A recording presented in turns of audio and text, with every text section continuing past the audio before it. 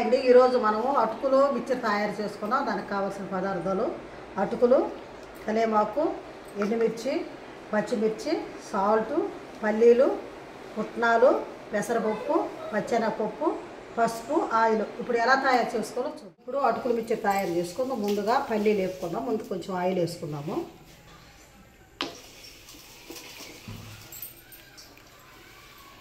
ఇందులో పల్లీలు వేసుకున్నాము.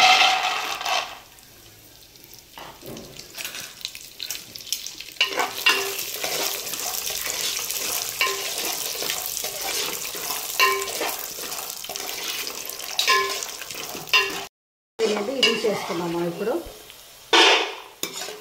మళ్ళీ పుట్నాలు కూడా ఫ్రై చేసుకున్నాము. పుట్నాలు కూడా మనం వేగినండి తీసేసుకున్నాము.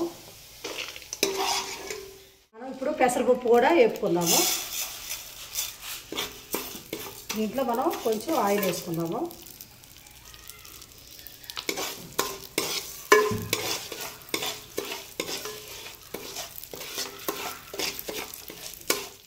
వేగినాయండి, ఇవి కూడా మనం తీసేసుకుందాం. కొంచెము పచ్చెనగపప్పు కూడా ఫ్రై చేసుకుందాం. ఎక్కువ వేసుకోవద్దండి, కొంచెం. ఇందులో కొంచెం ఆయిల్ వేసుకుందాము. ఉప్పు కూడా వేగినాయండి, ఇప్పుడు వీటిని కూడా మనం తీసేసుకుందాము.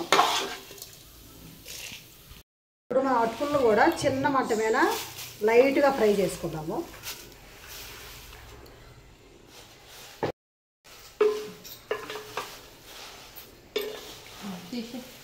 అటుకులు కూడా మనము దింపేసుకున్నాము, ఫ్రై చేసుకున్నాము. దీంట్లో కొంచెం సాల్ట్ వేసుకున్నాము. ఇప్పుడు వీటిని మంచిగా కలుపుకుందాము.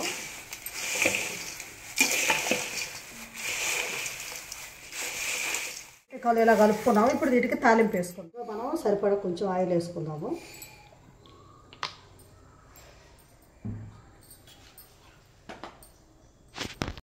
మనము పచ్చిమిర్చి వేసుకుందాము. ఇందులో ఎండుమిర్చి కూడా వేసుకున్నాము.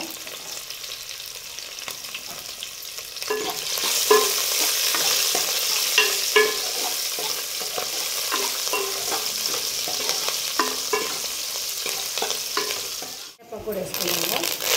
ఇందులో లైట్గా పసుపు కూడా వేసుకుంటాము.